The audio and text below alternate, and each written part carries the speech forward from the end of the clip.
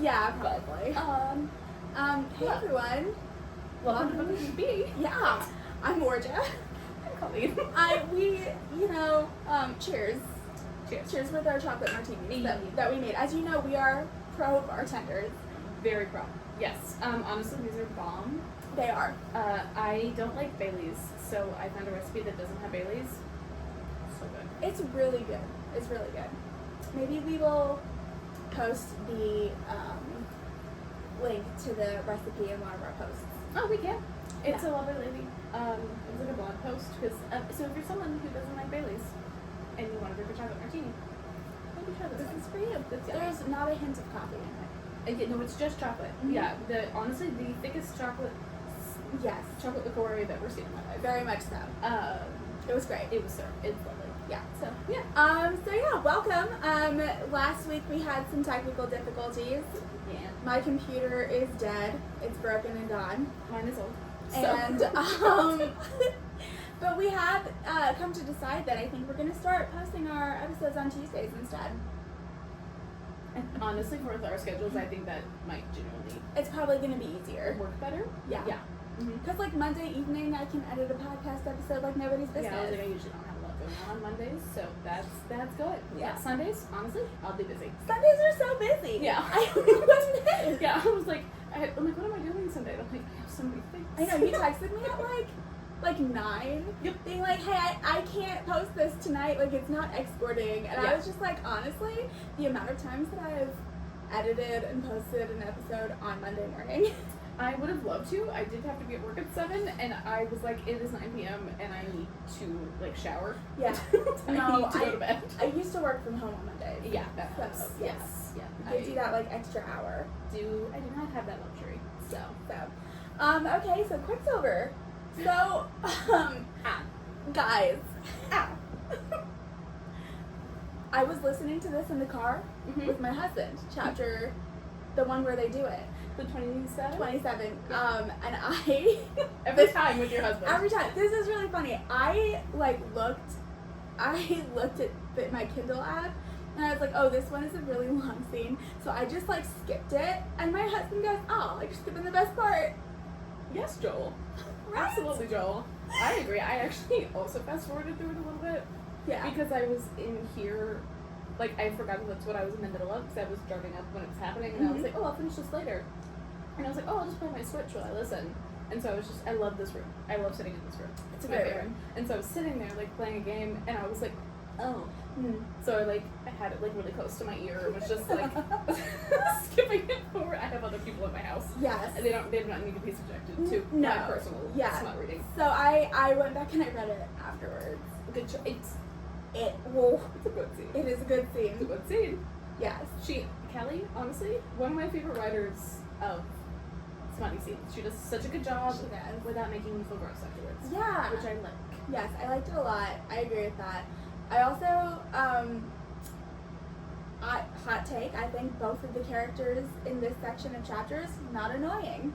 No, they get so much better. Yeah. I think that's why I was confused at the beginning of this book, because I remember really liking Saris as a character and being like, why is she so insufferable in the beginning?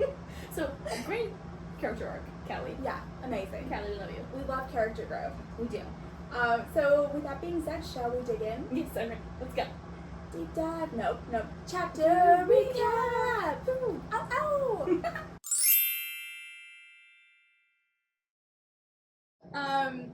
Today's chapter recap is brought to you by Paranormal Book Summaries. It's a website that I found that has a very good chapter summary for this book. That's cool. I saw that you sent that to me. I did not read that. Yeah, because life's busy, and if someone's already summarized it, Yeah, why should we have to redo it? Yeah. No, I agree.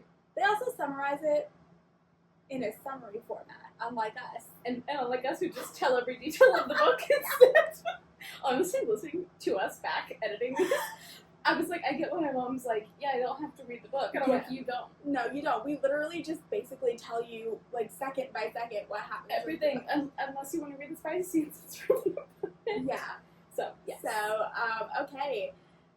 So last, where we left off, Ceres and Kingfisher had just done the deed. And then he, basically immediately disappears and isn't talking to her about it, so she goes and gets drunk with Lorith. Love him, yeah. Love him, too. Look at her. Yes. Basically, we found a lot of stuff. Go listen to our last episode if you want to know what we found out. It's very interesting. It is very interesting. Chapter 25. Kingfisher takes an intoxicated Ceres back to Callie. She wakes the next day hungover. Fisher doesn't return until late, leaving Ceres anxious about the time for experimentation she has missed.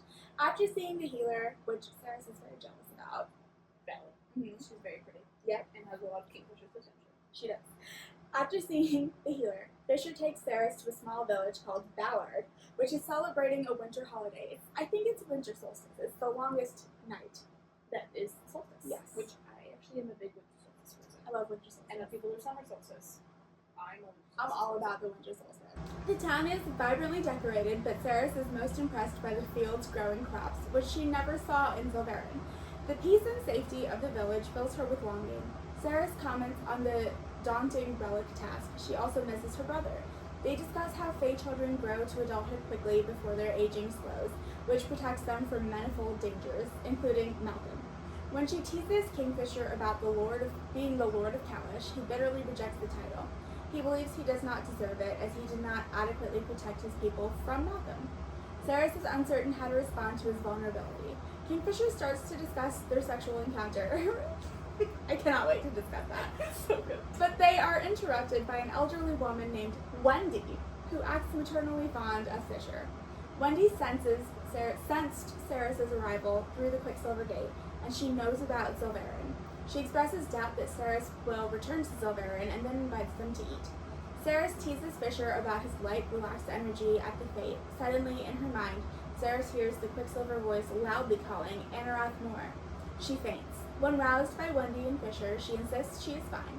As they return to their quarters, which, surprise, surprise, is Fisher's apartment. Yeah, he has this cute little cat. It's in my mind, it's like a cozy little cottage. Yeah. I think it's a townhouse cottage. It's in the village square, but the village square is in the forest, so cottage, probably? Yeah. Yeah. Yeah. Like the Cotswolds. Yes. Yeah. When I say his apartments, I mean that in the British term. Yes. Yes. Yes. The Okay. British sense of it. Like the old estate lordly term of Yes. apartment. Going back to the apartments. Got you. Yes. Yes. Where was I? After they return to their quarters, Fisher explains that she spoke the words out loud, but that he cannot tell her what they mean. They retire to a long-abandoned apartment that Fisher inherited. Chapter 26. Ceres wakes to Fisher screaming. She finds him in bed, awake, having a sort of seizure from his Quicksilver poisoning. He insists the episode will pass, and that he doesn't need a healer. Ceres insists on helping him, staying with him through the night as he has hallucinations and pain. Ceres tells him of her past. Her father died when she was young. Her mother, Iris, turned to sex work to earn income, which earned disdain from the neighbors. Ceres apprenticed with Elroy, who loved Iris, and took Ceres on as a favor. Iris began smuggling weapons to Madra's opponents into the Third Ward, and the rebels taught Ceres how, various survival skills, how to siphon water, how to pick a lock, how to steal things, how to survive, which Ceres used to revive for Hayden. Iris was killed when Guardians found her carrying weapons, and Ceres witnessed her mother's murder. Shortly after, Third Ward was put under quarantine by Madra's regime. We do have to come back to that and do that discussion, because I don't realize that that's what happened, within her lifetime. Crazy. Ceres and Hayden began squatting and stealing to survive. Fisher asks Ceres to lie next to him and quietly confesses that his mother was also murdered. Chapter 27. Ceres wakes in Fisher's bed, anxious that he will push her away again. When he tentatively reaches for her, she returns the gesture. They have sex. Well put, paranormal. Yeah, honestly, Yeah, good summation. that is what they do. Correct. Quite thoroughly. Ceres is surprised to realize that she can hear Fisher's thoughts. She uses this connection to urge him to bite her during intercourse. Yep. It is important. Yep. That's why we're talking about Yes. it. Yeah. He does, which brings them both physical pleasure and a sense of closeness. When Ceres wakes again, she fears that Fisher is gone, but he has merely retreated to make breakfast. She is shocked to observe that more of his tattoos have moved to her body. Runes now cover her hands and forearms. Her panicked thoughts and Fisher's response to them reveal that they can still speak telepathically. Fisher vaguely explains the tattoos as alchemist magic. It's really funny. Again, It's just like alchemist stuff. What?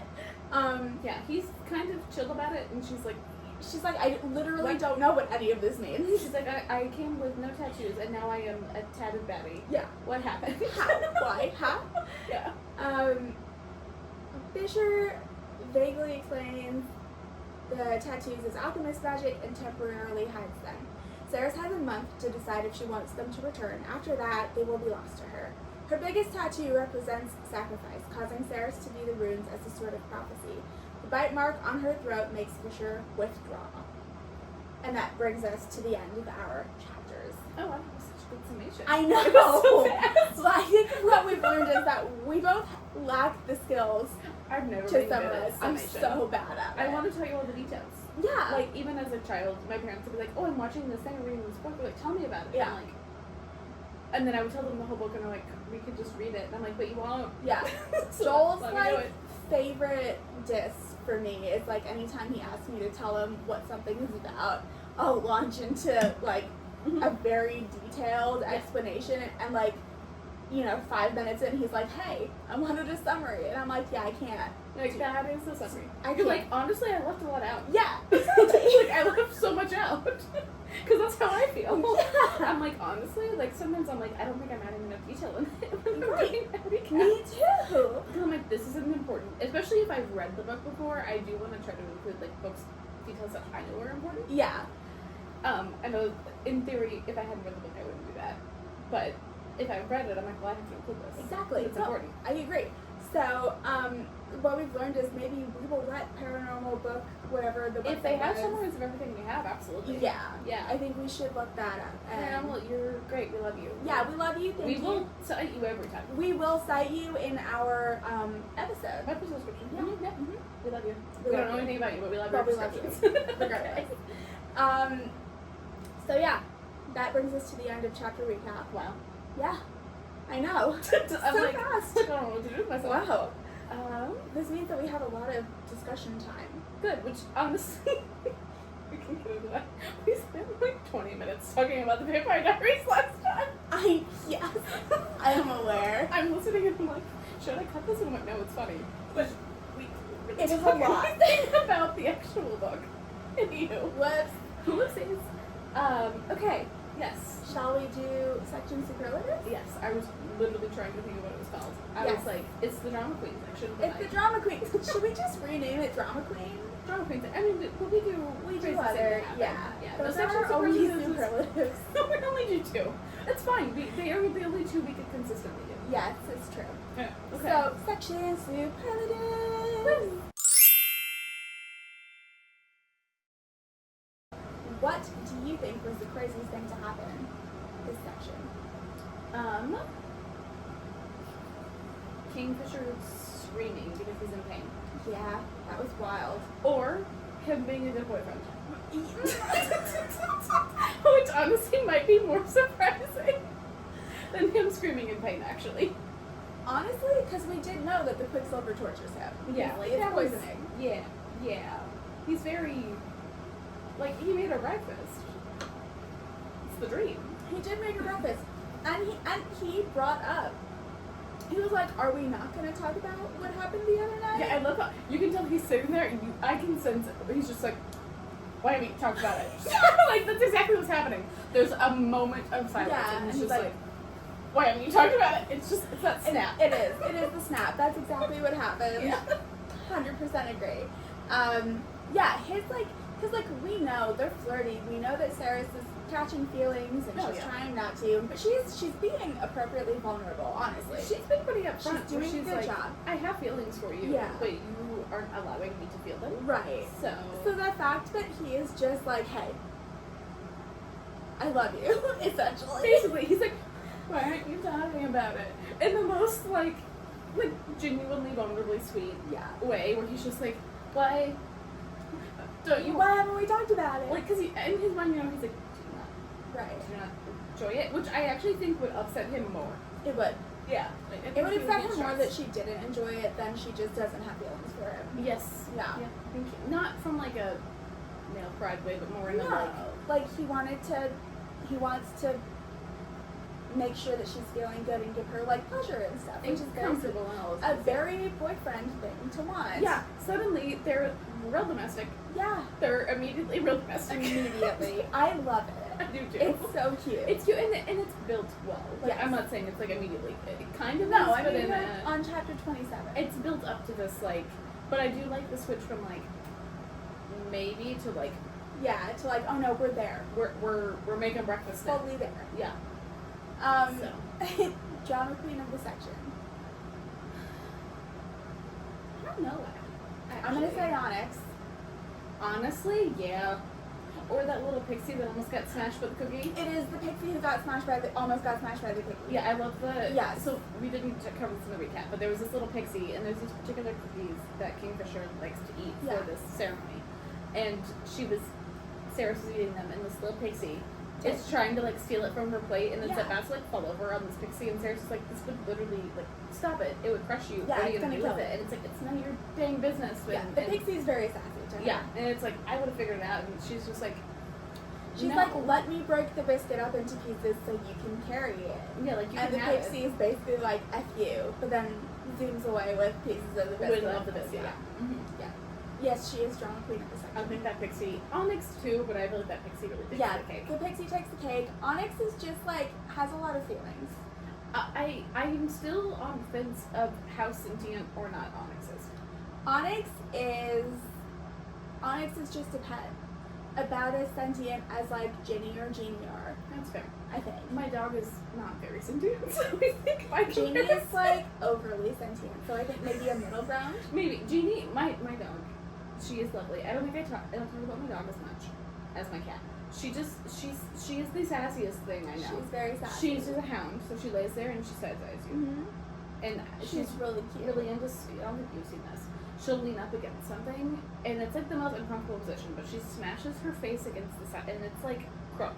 So her I whole love body is that. like crooked and smashed into a couch. I love that so much. And it's her favorite, but she sheds too much. My mom's like, get off that couch. So Jeannie, I have shown you this. Mhm. Jeannie likes to throw her head all the Yeah, way she's back. like, Like her head is backwards, laid against her back, Yep. essentially. Foxy neck. And she just like falls asleep like that. She's like, this is honestly great neck stretch. I'm just like, what is wrong with you? Are you okay? And she's like, I'm great. I'm still not convinced that Onyx isn't a little more something. Like, has a little of its own magic. I think he does. I There's think he something does. there. Well, because like he did not like Kingfisher, and then No. like when Kingfisher's having his like episode, Onyx is on the bed trying to comfort him too. Which is also just very, like, dog and cat It is. as well. Yeah. I don't know. It's Yeah. interesting. Yep. I'm intrigued. I genuinely don't remember, so it's probably just an animal, but my brain is like. I would love for Onyx to be a little bit more. Yeah. Not Yeah. fully, but something. Yeah, something to him. Yeah. All right. Well, Colleen, It's my corner. it's your corner. Woo! Colleen's corner.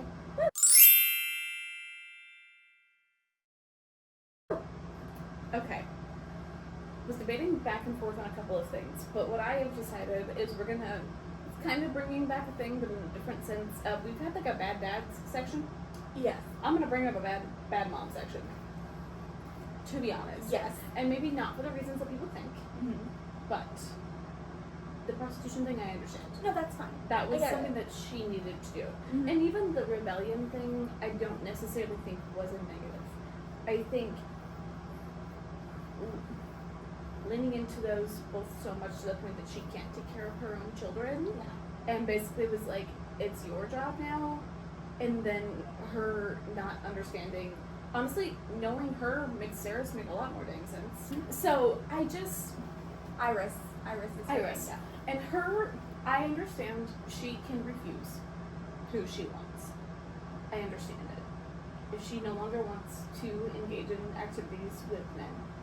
But I do think maybe doing it only because you're spiteful, Mm-hmm.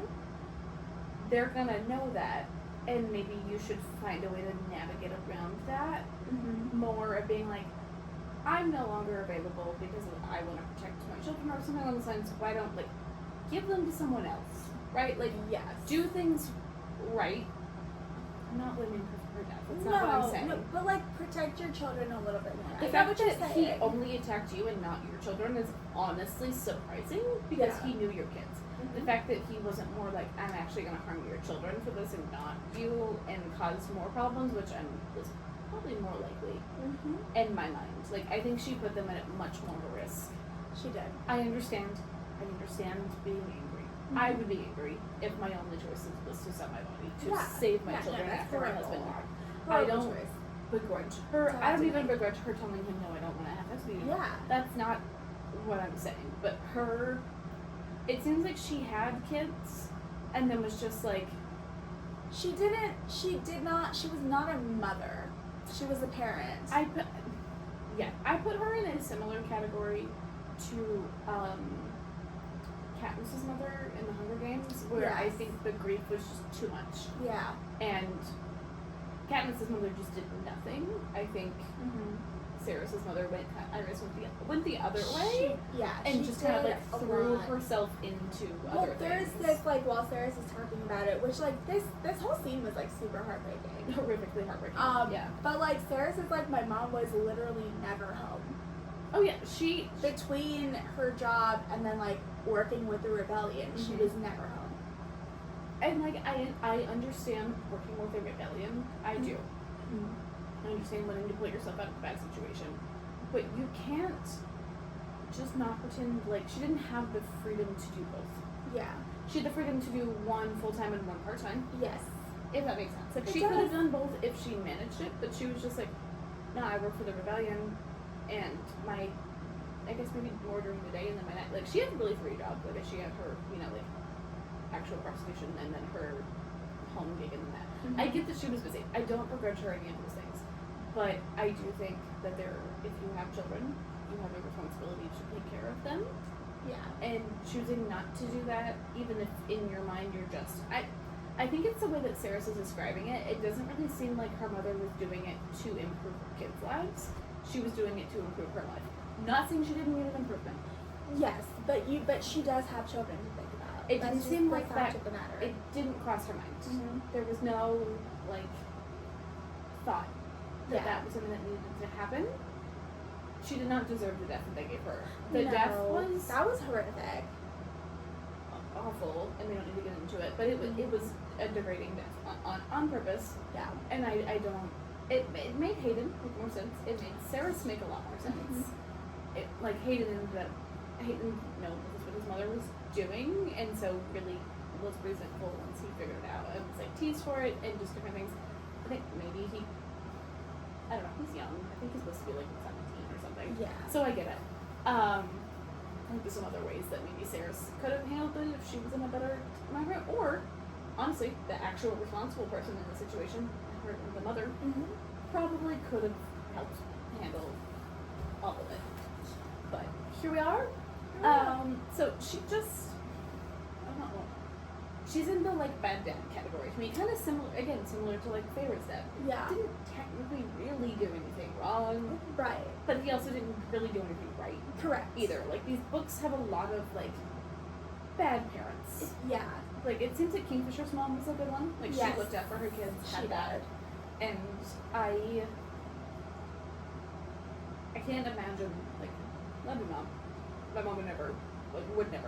But, like, I can't imagine being someone, like, Sarah's is thinking that in the back of her mind, that her mom really didn't care about her and Hayden enough to do the things that she needed to do for them. Yeah, I think so too. I think it's also interesting, like,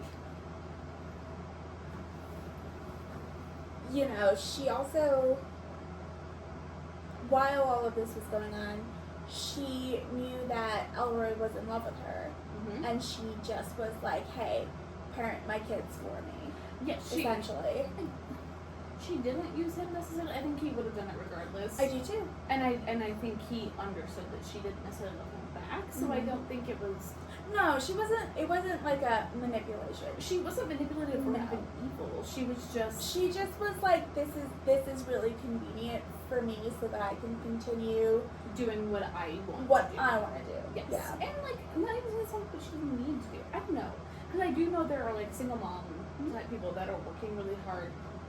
And I'm not saying you have to do everything for your kids, because I also don't think you should lose your identity as a person when you become a mother. No. But you did bring them into the world, and they deserve a little care. Yeah. And I do think Sarah viewed her mother as loving her. She I don't did. think Hayden did. And I think Hayden might have a better picture. Yeah, and I do think you're right. Like, I think that explains a lot about his behavior. I don't think he thought his mom loved him, and I think that he, as any young person would do, is acting out. And is resentful. And I think he's resentful of Sarah's interference, because he's like, my mom didn't take care of me.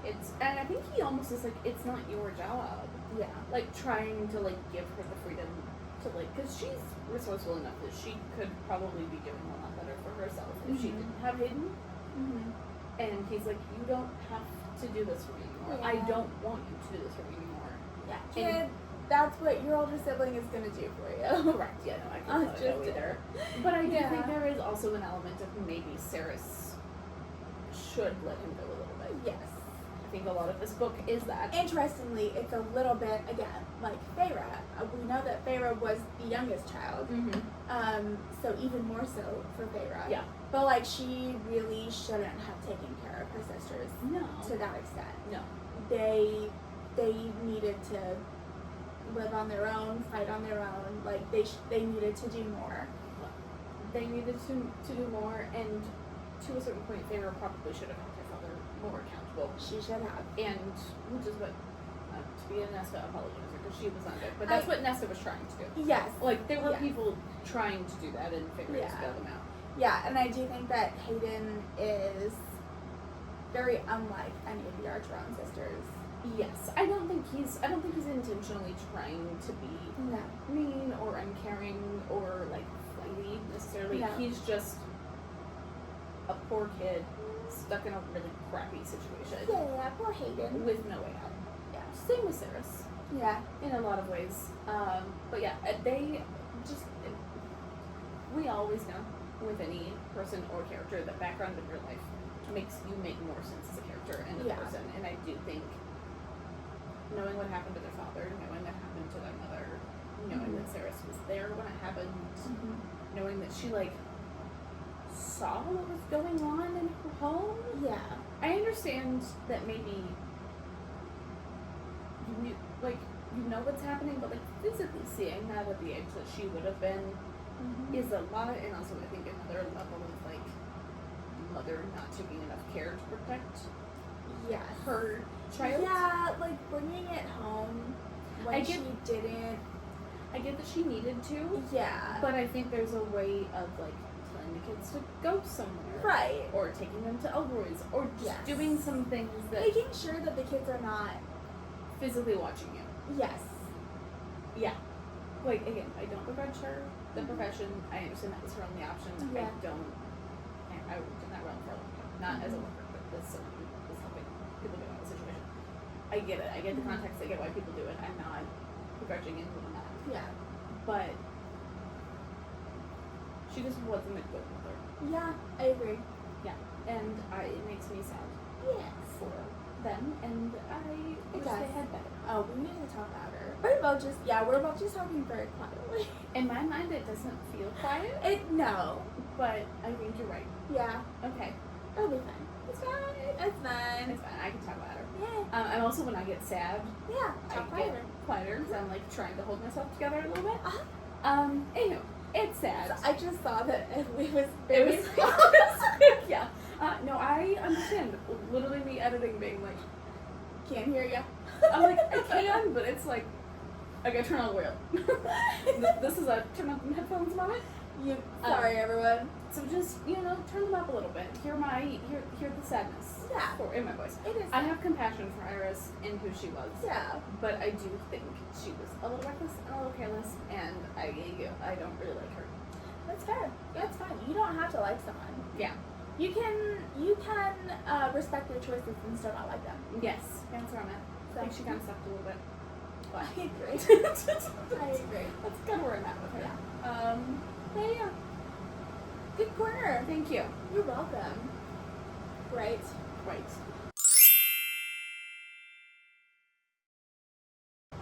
Can we bring back again a segment from one of our Akatar seasons? Absolutely. Beauty and the Beast comparison. More Beauty and the Beast comparison. Yes. We're still there. Okay. Okay. Zing. Beauty and the Beast comparison. I've been editing that. Imagination. I do that every time. For I transition. Also, what's funny is it's not in a rainbow. No. It's a straight across. It's literally just like, It's straight, but I like doing the rainbow. yeah. That feels better. Yeah. So Beauty and the Beast comparison. The whole scene where Kingfisher is like yelling and growling because he's being like poisoned. Oh, Grumpy Beast. Grumpy Beast. Uh-huh. So Grumpy Beast. Yeah, it is. So Grumpy Beast. And then like her coming and like being there for him and comforting him again. Yep. Belle tending to Grumpy Beast. Very much Belle. So Belle. And him being like, go away. And she's like, no. Yeah, she's like, I'm not gonna go away. He's like, I'll be fine. I also love how it's a combo of her being like, you think I can sleep with you screaming in the Right. next room? Yeah. No. Like, no one's sleeping anyways. Just like, Let me be here. yeah. Stop being a dummy. It's very Grumpy Beast. It is. Super Yes. Grumpy Beast. Which I like. Me That too. is cute. That is actually my favorite scene. I love Beauty and the Beast. I think you can tell we love Beauty and the Beast. Yeah. By the sheer amount of times that we bring it up. But But I do really love it, and but the whole like, which it is actually a decent title because it's like that leading into like the cute little like there might be yeah. something there that wasn't there before song, Yeah. except for Except it's just like a lot of sex. it's not in breakfast, Yeah. And breakfast. which is important. Obviously, the breakfast is what's more important. Yes, to me. it is. It is. It's that scene where they're eating the porridge. Yeah, You know? it's that like it's Yeah. it's the non-Disney version of the It song. is the non-Disney version of the song. It's the scene where, for those of you who haven't memorized Beauty and the Beast like I have, You should. it's the scene in the song Something There where like they're trying to eat porridge and the beast can't hold the spoon and so he's like, you know, making a mess with his hands Mhm. and Belle's like, let's just like cheers and sip our porridge. Which is cute. That's the breakfast scene. It is. Yeah. I like the character growth that you mentioned in the beginning. Like we're really seeing it like Yeah. come together. Hopefully we don't have like a. I don't think it is in this book, but I hate a second act breakup. I hate it too. Like second or third act breakup. I'm like I will chuck a book. Me too. I hate it so much. It makes me want to scream. I'm like once they're together, no, Yeah. you can't do this. I was reading a book recently. I'm keeping this in our Beauty and the Beast comparison thing. That's fine. Reading this book series called The Guardians of the Maiden.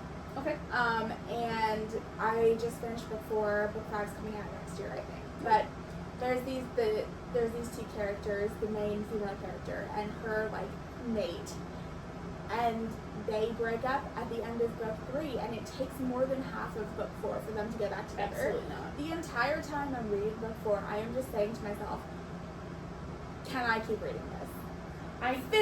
Can I keep reading this? Because it fills me with so much rage. I hate it so much. I get it as a plot device. Yeah. I don't like it. I hate it so much. And have DNF books Yeah. because of it. No, yes. Yeah. Yeah. It is like the worst trope. Now in Beauty and the Beast, there is technically one of those breakups, but it's not a breakup. He loves her, so he lets her go back to her family, but they haven't broken up. Yeah, I never thought of It's it a as conflict. I get that it's technically a breakup, but Yeah. I took it more as he's like, he just doesn't assume she's gonna come back. Yes. Which is not the same thing. Yeah. He's like, you can come back whenever you want. Yeah. But If I'm there's one assuming you're of not. these, all for it. Okay. Alright, we're Okay, back. it's getting cozy. The alcohol is getting to me. I will not lie. Mine's honestly not that bad. There's a lot about It's only alcohol in this with like an ounce of cream. That beer was Beer, you had a little bit more back to back. Oh, yeah. My beer was a little bit lighter, and I had it before we ate. yes. So, Anyways, what were we talking? The stuff. You're going anyway. Woo! Okay, we were talking about Beauty and the Beast. Are we Beauty done and with the Beauty and the Beast? Or do you have more? No, I think that's it. Okay. Very Beauty and the Beast. I love it. No, it was cute. I do think that like a conflict is fine. The breakup because of miscommunication. No. I just want to, like, throw it against the wall and shatter it to pieces. I hate it. I get that happens in real life. I'm aware. I don't like it. I guess it happens in real life. Like, I don't know. I mean, yeah, I wouldn't. Like, if I break up with you, I break up with you. I'm not going to be back together. Like, that's just not how I am. I also am probably never going to I am not good enough to ever nobly break up with a person. Fun fact. I've never broken up with a person. I have only ever, I've broken up with one person once. But I've had a lot of boyfriends. They've all broken up with me. Mm-hmm. I have very rarely actually been sad about it. Yeah. There's just something in me where I'm like, if you want to keep trying, I'll keep trying. And then, like, if it's done, like, great. Oh, yeah, I don't have the keep trying gene. Yeah. If it's not working, I'm like, yeah, no. I do have the keep trying gene. Yeah, it's not blessed for that one. Which, honestly, okay with. No, it's good. It's really dumb. I think, let me tell this story. Let me tell you about it right now. So, Ash, these are my nice sweatpants. Did you want to name drop him? I will name drop him. Okay, it's fine. great. I don't care if he sees this. It's fine. We're Taylor Swift again. It's Dear John. What was I saying? Oh, yes, these are my nice sweatpants boyfriend. Mm-hmm. I graduated college. Mm-hmm. I was planning on moving to Florida. Yeah. At the end to go and work at a restaurant that my dad wanted to open. And Ash knew this. Yeah. We're just name dropping, it's fine. Ash knew this, and I'm not giving last names. You can also cut this. I literally could not care less. I mean, I agree, but Ash knows what he did. I highly doubt. Actually, you know what? He probably will see this. He will, because we're gonna be famous. We are gonna be famous. I graduated college, and as a graduation present, I had been talking to my parents about how I'd never visited a lot of America. I really wanted to go to the West Coast. I have a couple of friends who live out on the West Coast. Mm-hmm. Not anymore, but they used to. Yeah. And I was telling Ash about it, and we were talking, and he was like, well, can I come with you? This is our last summer before we go long distance, all of this stuff. And I was like, honestly, Ash, my dad's gonna pay for my ticket and all of my hotels. I'm not sure if you're gonna be able to afford that. My dad is gonna book me a graduation present trip. I think you have some chocolate here. Sorry, I've been staring at you, and I was like, I thought it was part of your lipstick. At least it was on this side of my face. Yeah, sorry, continue. I was like, this is a graduation present. He's gonna book me, not the flights will be fine, but he's gonna book me hotels that are a little bit nicer. Mm-hmm. It's a present. It's a graduation present. Of course. Don't know if you are gonna be able to afford it, and he's not gonna pay for you. That's not happening. No. And Ash was like, no, of course he's not gonna pay for me. I wouldn't, I'm gonna pay for myself. And I was like, I don't know, let's discuss it. But the thing is, I had already mentioned this to my dad. And you know my dad. Love you. You're the best. I Honestly, love you. My dad is incredible. You're amazing. I love you. You're never gonna hear this, but my mom will hear this, and she'll. That's what I was like. Love you. And so I had mentioned to him the places that I was thinking of going, and legitimately 2 days later, entire trip was booked. Love that. Not surprised. Entire trip was booked, and I was like, oh crap, how do I tell Ash this? Because this is gonna be a big fight. I already know it's going to be a big fight. And so, I kind of brought it up to him, and he was like, well, you're not going. And I was like, no, I am. My dad paid for the trip. I'm not going. It's my present. It's something that I want to do. Yeah. And his last line to me, famous last words, in my brain at least, I can't believe you would rather go on this trip to the West Coast without me than spend time with me before you move to Florida. That's it. We're done. I really great. I can go on my trip without. So I legitimately, I'm like, Alyssa, I'm gonna make you listen to this one because you're the star of the story. My parents were out of town when this happened. So I'm sitting there, I'm crying. I think I'm just in shock, honestly. And I call Alyssa. I called my parents and I was like, Ash broke up with me. They're like, why do you always do this when we're out of town? I was like, what do you mean by that? What do you mean? I was like, I didn't break up with him. I didn't plan it. He broke up with me. Yep. And they're like, are you okay? What are you gonna do? We're not supposed to get home until 2 days from now. I was like, I'm gonna call Alyssa. She'll come hang out with me. So I called Alyssa. She was living in the city at the time. She still is. She's having a baby. Anyway, yay. And she was like, I'm getting on the next train. I will see you in an hour. Yeah. I was like, okay, great. So I'm sitting at the train station, still kind of crying. I had a lot of emotions. I was crying a little bit. Yeah. And I'm sitting there waiting for her. She gets into the car, gives me a big hug, and we look at each other. And then we just both start, like, absolutely cracking up. Oh. Like, absolutely laughing. And she's like, he broke up with you? Oh, yeah, honestly, yeah, that was And my I thought. was like, yeah, he did. He broke up with me. Because he couldn't believe that I wanted to go on a trip instead of spend time with him. Uh-huh. Even my husband knows. If there's a trip involved, I'm going on the trip. I'm absolutely going. It's who I am. I like a trip. I'm a Sagittarius. I mean, I think it's also just human nature, but yes, yeah. It's who we are. So yeah, that, but like, I wasn't gonna break up with him. I was gonna like, just like, Mm-hmm. be long distance, see what happened, blah, blah, blah. But like, he broke up with me and I was like, thank God. Like, great. Thank Good. God. Yeah. So yeah, I have a similar but different story. I'm ready for it. So, this is my most recent ex who you know of. Oh yeah. I'm not name dropping, I don't really care, but he... It's a little different. Correct. Yeah. Yes, he's near me and around people. But before, we did not date very long, also, to give context to the Yes, story. Ash and I had been together for slightly over a year when he broke up with me because I was going to take a 2-week trip. That is a lot. Yeah, that's a lot. Hashtag these are my nice sweatpants. I will never... honestly, I'm gonna be honest, if a man said that to me, I would break up with him probably on the spot. You should, it's a red flag. I'd be like, you're a grown man. Yeah. You should know how to dress yourself. It's a red flag. Yeah. Yeah. Not that I would ever tell a man what to wear, because that's actually probably the reason that I broke up with this person that I'm talking about. Mhm. But I think there is an element of, like, a dress code versus telling you what to wear. You can wear sweatpants all you want. Yeah, I whatever, never but if tell we're going to a nice restaurant in Manhattan, Yeah, you cannot wear sweatpants. So I had a trip planned with some friends to go to Florida. Actually, Florida. Florida. I was going to Cocoa Beach, which Florida. was very fun. Mhm. Actually, honestly, one of my favorite trips I've ever been on. It was a blast. And I was telling him about it. I was like, yeah, I'm going on this trip to Florida. I got invited, and they were my friends. Mhm. Like, he knew them through me, Mhm. and like he knew of them. One of them he knew already. But he was like, well, you're not gonna go. And I was like, why am I not going? Yeah. And he was like, well, like, you're not going to be again around me. And I was like, well, I'm sure you can come. Right. It's not like there was another couple going. Like, I was like, I'm sure. And so actually, this friend, one of the friends of mine at the time, that was on the trip, texted me and was like, hey, blah, blah, blah, I can totally come. Yeah. Totally fine. I tell him this. He's still like, well, like, no. He's also like, really into scuba diving. Which, we live in Missouri. Okay?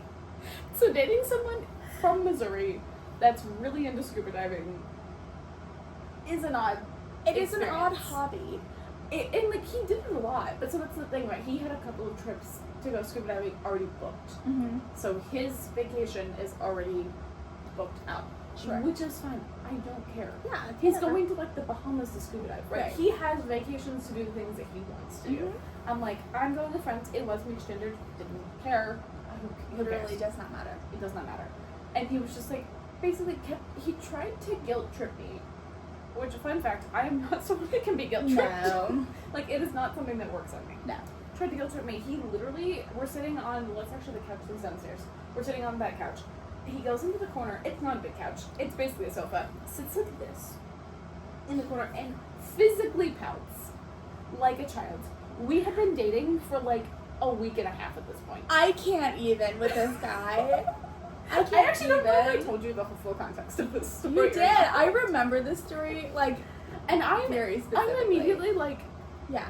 no and ew. I was like, you're not gonna tell me who I can and can't hang out Right. with, and who I can and can't go on a trip with Right. that I'm paying for and was planning on going before I met you. Mm-hmm. Like, That is not okay. Absolutely not. Yeah. Yeah. So then I break up with him before I go on the trip. 'Cause it was a couple of months out. Mm-hmm. We go on the trip. It was a super fun trip. We come back. This man starts telling people that I blocked him from the trip and didn't let him come. And I'm like, I one, know who you are. basically he was like, I never got an invite because she blocked them from me. And I was like, one, I have text receipts Yeah. from the fact that you were invited. Two, I think, I'm gonna be honest with you, everyone can look at the situation and realize maybe what happened. Yeah. If you know this woman, She's not blocking you from stuff, okay? No. You dig your own grave. Yeah, no. Like, Yeah. you can do what you want. I'm gonna talk to you, but you can do what you want. Yeah. I don't care. But, Yeah. I also didn't know anyone really on this trip outside of like one person well enough to block him from it. Right. At the time, now they're all my lovely, wonderful friends. But yes, so anywho, I did break up with him. Yeah. In a very small Starbucks where he had a full mouth out. Yes. Also a great story. I pointed out that Starbucks every time we drive past, and people are like, that's the one where I broke up with him in. It is literally the smallest Starbucks I've ever seen. Yeah. There are 3 tables. Yep. Yep. Anywho, long story. Yeah, long story short, if you know a man, you tell him. Ain't that like a man? Ain't that like a man? So we're like, Ain't that like a man? ain't that like a man? That's my favorite. I say that in my head frequently. We have to bring it back, yeah. It's an Anne of Green Gables reference. Yeah. I will put some context out there. Anne of Green Gables was great. It was written in the 1830s. Yes, and you can tell. You can tell there is a And lot it's of... set in Canada. You can tell. Yeah. So there, if you're someone who's sensitive to racial and ethnocentric Yeah. slurs, Right. Trigger Don't- warnings. don't read it. Yeah. But outside of, that sounds weird to say, they're lovely books, They are lovely books. but they are very of the time. They are, yes, very contextually of the time. Yes. But I do recommend them. Yeah, I they're like them a wonderful. lot. They're very soothing. But there's a lady, Cornelia. Miss Cornelia, who I love. You're not even to the best part yet. cannot wait. There's a scene with her that I was telling my mom about. It's my favorite. But she says we're gonna start doing this. Anytime a man does something dumb, Ain't that like a man? So get used to it. That's our thing now. Get used to it. Hashtag ain't that like a man. Yeah. Adding that to our hashtag. Adding it. Ayy. Anywho. So, but yes, if they start telling you what to wear, who you can hang out with, or where you can go, Yeah. break up with them. Yeah, immediately. Immediately. Like, there's no, like, maybe they can change. No. They won't change. Also, maybe if they start wearing sweatpants to nice If places. they, God, if they, Especially if they see these if the words these are my nice sweatpants come out of their mouths, break up with them immediately. in a context that isn't them being like, I'm going to a nice athleisure event. Right, right. In the context that they're not, in the context that they're not specifically going to a nice restaurant in Manhattan. Because I also have nice sweatpants. Yeah. Like, I have my going out sweatpants and then my home sweatpants. Sure, and they're different things, and they do exist, Yes. but they're not nice restaurant. There's no such thing as nice restaurant, nice sweatpants. To give some context, I went out with you and your parents in Manhattan when Yeah. I went up to New York, and I sent her 4 outfits to make Yes. sure that they were the appropriate outfits. Manju, are you listening to this? This is the daughter you always wanted. Make sure they were the appropriate outfits to go out, because I didn't know what to wear. And I still do that to this day. Yeah. To anyone that I am going on a trip with. Just if you ask me on a trip, be prepared to get outfit photos of being like, is this the appropriate Yeah, outfit I think for that's the fair. event? If not, send me where we're going and I can figure it out. from there. Exactly. Yes. Yeah, moral of the story is, and I'll say this again, like, my husband would never, Oh, no. ever. Joel is like, I could tell him I needed to go on, I mean, I've planned several girls' trips, none of which have happened yet. But I have planned several girls' trips with, like, my girls. And Joel's like, the only thing Joel will say is, I can't believe you want to go to these places without me. You're like, it's not without you. It's not without you. You can come too, but you just can't hang out with us. Just kidding, Joel. Honestly, We have to plan our own trips I there. don't think Joel would want to come with you and I. He would not want to come with us. No. Joel jumped out of a moving vehicle to get away from us. We're not that bad. He just had a lot of feelings. But he did literally jump out of the moving We were vehicle. going like 2 miles an hour, but it was still a moving vehicle.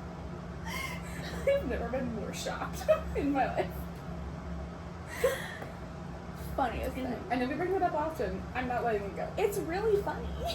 I will not let It's one of the funniest moments of my life, to be honest. I was just like, I just Like, all of a sudden I hear a door slam and Joel's at the window and he's like, I'm not coming, you guys have fun. I'm also like, Joel used to like me. What happened? I was like, I'm not any New different. Jersey was real stressful. I for mean, him. fair, valid, but also rude, Joel. You probably want to say this, but rude. He's gonna hear it when I edit it, so. He should. Yeah. He should hear it. Rude. Turn it up a little bit. Yeah. Like, rude, Joel. Rude, Joel. Yeah, so, bringing it back. Honestly, there's a lot to talk about with this section. Let's start with Ballard. The town. The little town, it's very cute. It's very cute. I like it. It's this, like, it kind of takes a break from all of these vampires and zombies and, like, It's a break we the needed end in of the book. world. Yeah. Yeah, very much the break we needed. And you just go to this, like, cozy little forest town that's, like, cute. I mean, it's very diverse. There's all sorts of lesser fae and fae who live there. Mm-hmm. We get, like, there's brownies, skylarks, mermaids, or water sprites, I guess they're Like called. pixies.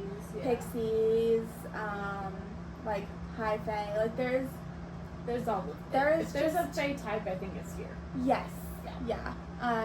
And they're just, I mean, it's just very peaceful. Mm-hmm. And then we get to meet Wendy, who's great. I love her and also like want to know more about her. Me too. And why she can do what she can do. Yeah, so she's a smeller. she's a smeller. Yeah. Yeah. She like sees Ferris and is immediately like, "You're from Silverin. I sensed when you walked through that gate." Mm-hmm. And Ferris is like, "What now?" Oh, she also definitely smells their mating bone.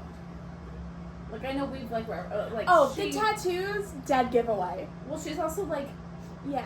it's immediately after smelling her. Yes. She's like She You're- takes like a big sniff. she's like, "You're not going back to Silver." Yeah. And she's like, "What do you mean?" She's like, "You're not going You're back." not going back. Yeah. Yeah. And Kingfisher's like, "Dude, stop." He's like, "No, I definitely told her she can go back." And Wendy's like, Yeah. the look I'm getting from her is like, "You dummy. Yes. What do you mean?" Yeah. She's going back. Also, she's like the oldest fae that we've seen yet. Yeah. Like, it's the only elder fae we've Yeah. really seen. Outside of, what's the name of the Oh, dad? in the library. Oh, yeah, I was thinking of the dad. He's a Oh yeah, little older. Belicon. Belicon. That's when you originally said the name of the town, I was like, "What are we talking about Belicon?" And then I realized what you meant. Yes, But, Ballard. yes. But she's like, she looks like a grandma, so she's got to be super She's- old. Which I'm thinking is why she has the Yeah, sniffy powers. I think so It's too. really fun powers. She's really, yeah, she's really like honed her senses. Yeah, she's lovely. I like her a lot. She feeds them a lot of food. Which I love. Love that too. And Saris has this moment of being like the maternal Mm-hmm. love that she immediately gets from Wendy Did is she like, didn't receive? yeah, like Mhm. never. Yeah. She's just like very touched by it. Yeah, it's lovely. We also see a statue of Aw, Kingfisher's mom holding like an urn or something that's pouring out. It's like a fountain, Mhm. and the statue of Kingfisher's mom is there. So Which I'm assuming they made it after she passed. yeah, we I don't would really think know. so. But Yeah, we're making Kingfisher's just like hardcore avoiding it. I would too. Now, Yeah, if it was a giant monument to me, Yeah. dead relative of someone that I Sad. loved, I'd be like, I can't sad. look at it. Yeah. No. But yeah, their time in Ballard is really cute. Probably my favorite so far. Yeah. This section's been my favorite so It's far. very cozy. It's cozy in a realistic way. Yeah. Like in a we're taking a break from the death and gore to Yes. just take the step back that we need, Yeah. figure ourselves out so we can move forward in the rest of the bad. Yeah. Because I feel like that's what Kingfisher's doing. Yeah, I think so. He's like, I can't keep doing whatever this is. I need to get this settled so I can focus on my people the way that I need to. I think so. Danya wasn't completely wrong in calling him out for some of that and being No. like, you're clearly not focusing on the right things. Yeah. Because you're too busy outgoing, you're blonde. It's not blonde. In my mind, she's blonde. She's not. Saris She's is good. very like raven haired. Yeah, I know.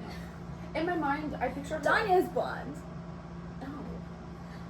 That's Yeah. not what I'm picturing at all. I got them blocked. Or yeah. In my mind, this is like Aelin and Lysandra. Mm-hmm. But like, Saris is Aelin. Yes. And Danya is It's Lysandra. Yeah. So I I'm know, but it's the opposite. it is, but I'm anticipating they're going to become besties later. I hope so. That would be great. Yeah. We've talked about this in terms of like the Bechdel test. I know that this technically passes it. Barely. Barely. I mean, like very basically. I mean, technically, Wendy did her. That's true. didn't pass. Wendy. Oh, did she not pass it? They mostly They talked about. talked about Kingfisher. Mostly. Yeah. I mean, technically, the Savarin thing. Technically, and like the food. She talks Sure. she likes just a She lot loves about her food. food. She loves her food. That's true. Not well. She Not- has that. No, not well. Well, which is again, you don't have to. No, you don't have to. Just like as an almost 33-year-old, I've realized that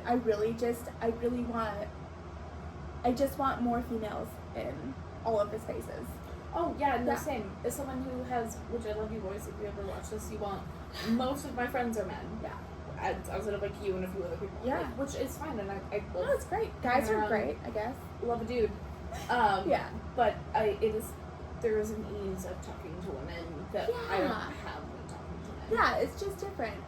Today, I don't remember what we were watching, but Joel and I were watching something, and I was like, yeah, boys are the worst, I hate them. And he's like, really? And I was like, yeah, Joel, you know this. You know, they suck. Yeah. Yeah.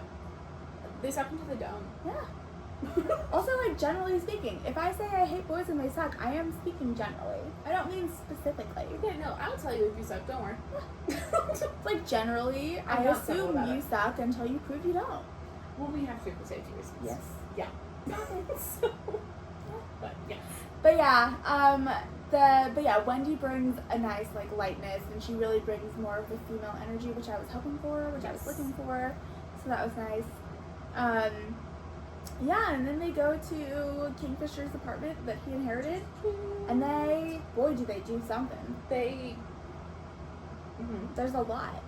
They realize that they can speak telepathically to each other.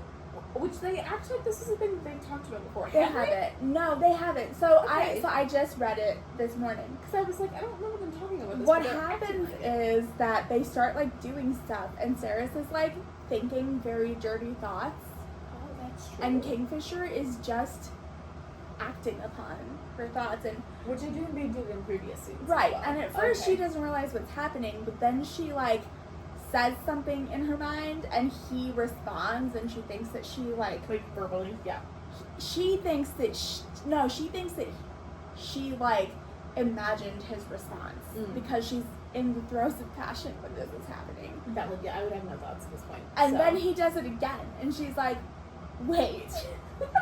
I do think in the scene, he's very, not teasing, but kind of, in a way. He is more, I will say, something that I love about this book is the amount of, like, showing that you can have consent in a way that isn't always verbal, necessarily. Yes. But it was, like, very clearly consent. It's like, yeah, when they start like fooling around, it's like he is very tentative. He's sensitive, and like she can tell that's what he's wanting in a way that like she's like, I could easily pull away, he wouldn't be upset, it would be fine. Because like I think there's a whole thing with it, but like in general, I like the way that consent is handled in this book. It doesn't feel clunky, it doesn't feel awkward. It's not forced. Consent never is. No, it never is. But like there's sometimes they like force it through like the guy's being like really dirty, and then he'll like ask her for consent, but in a really like weirdly sexualized way. It feels like you kind of can't say no. Yeah. No, this is very much like a tentative like exploration that is like, hey, because like actually this is a topic that I do think men bring up a lot, where they're like, sometimes in certain situations it doesn't feel great asking. Yeah. But I do want to make sure I have it. Yes. I think, gentlemen, read this sex scene. Genuinely, I think this is a good way. Yes. And I'm not saying you have to do it exactly this way, but I think the like intent, but it also I think shows their closest in connection. Because I don't think you would be able to do this with like a one night stand. No. Like this has to be someone that you know well. Yeah. And you know how to communicate with them in a non-verbal setting. I agree. If it is a one night stand, you just like verbal. Yeah. That is always the best. Yes. Even if it's the first like. I know it's only the second time, but they've been around quite a bit at this point. Like, you need to be around this person a lot. Yeah, you need to, like, really understand how, like, they're, like, nonverbal cues. Well, I mean, he also can literally hear her mind. So that helps. That helps. But I do think the way she's like, oh, I can tell that he's tentatively trying to figure it out. Anywho, it's very much the, like, British cheek consent video, which is my favorite video on the internet. I'm sure you've seen it. I have. It's very much. It's so good. Yeah, no, it is. I love it. No, it's great. Yeah. And then, like, Callie Hart, this scene was like, whew. I don't know if you have a partner, but I'm intrigued. Yes. How much of this is inspired by real life? Because, like, what? Is that where the episode cuts off? You betcha. As we have said, we have been having some crazy technical difficulties, but that has not stopped us from recording our podcast to bring it to you. So, although we don't have any ability to recover the incredible discussion that we lost from the end of that episode. We are really excited to be dropping this, and we have next week's episode recorded and edited already as well. So buckle up. We're going to be talking about chapters 28 through 30 on next week's episode, and we'll see you soon, hopefully without any more technical difficulties. Bye, everyone.